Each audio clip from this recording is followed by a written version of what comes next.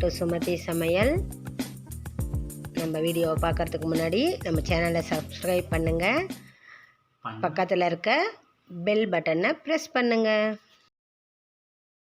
சப்பாத்தி, நம்ம கோதுமை மாவு சப்பாத்தியை இந்த மாதிரி லைட்டாக வெள்ளையாகவே, எண்ணெயெல்லாம் போடக்கூடாதுங்க, அப்படியே நம்ம கலரும் மாறக்கூடாது, சும்மா லைட்டாக சுட்டு எடுத்து இந்த மாதிரி பீஸாக கட் பண்ணி 3 பீஸாக நான் கட் பண்ணியிருக்கேன். ஒரு சப்பாத்தியை சைட் பீஸு தனியாக கட் பண்ணி எடுத்துக்கணும் மெலிசாக. இந்த மாதிரி நம்ம எல்லா சப்பாத்தியுமே சுட்டு கட் பண்ணி எடுத்துக்கணும். இதில் சைட் பீஸ் எல்லாம் தனியாக பொடியாக கட் பண்ணி வச்சுருக்கிறேன். இப்போ இந்த ஸ்டஃபிங்க்கு ஆனியன், வெங்காயம், பெரிய வெங்காயம் பொடியாக கட் பண்ணது, பச்சை மிளகா 2, கொத்தமல்லி, கருவேப்பிலை உங்கள்கிட்ட என்ன இருக்கோ அதெல்லாம் பொடியாக கட் பண்ணி எல்லாத்தையும் ஒரு பவுலில் போட்டு,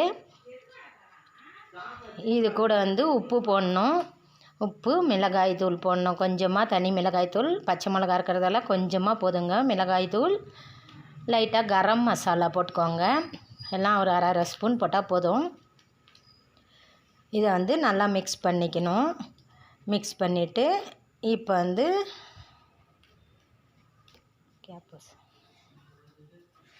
நம்ம சைட் பீஸ் எல்லாம் கட் பண்ணி வச்சுருக்கோம் இல்லையா, அதையும் இது கூடயே போட்டுடணும்.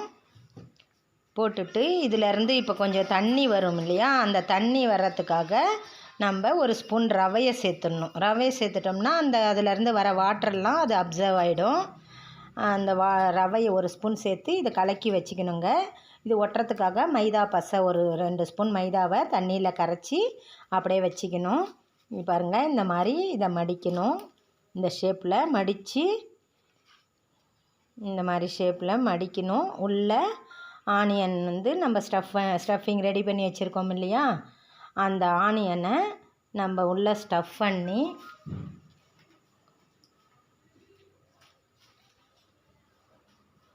இப்படி நல்லா பேக் பண்ணி, அந்த இதை டபுள் இருக்கிற மைதாவை நல்லா சுற்றி மடித்து, மைதா இருக்கு இல்லையா பேஸ்ட்டு, அதை போட்டு ஒட்டணுங்க.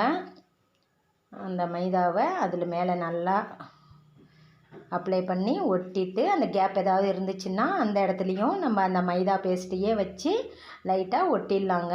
ஒட்டிட்டாக்கா நான் இந்த மாதிரி எல்லாத்தையும் மடித்து ஒட்டி வச்சுருக்கிறேன். இப்போ என்ன பண்ணோம், வானலில் கொஞ்சமாக எண்ணெய் வைக்கணும். இது ஒன்று ஒன்றா தாங்க போட முடியும். கொஞ்சமாக எண்ணெய் வச்சு இந்த மாதிரி ஒன்று ஒன்றா போட்டு நல்லா ப்ரௌன் கலர் வர அளவுக்கு நல்லா ஃப்ரை பண்ணுங்கள். 2 பக்கம் திருப்பி போட்டு நல்லா ஃப்ரை பண்ணுங்கள். பாருங்கள், நமக்கு சமோசா, ஹாட் சமோசா, ஆனியன் சமோசா ரெடிங்க. வித் சாஸோடு இருக்குது. எல்லோரும் எடுத்துக்கோங்க.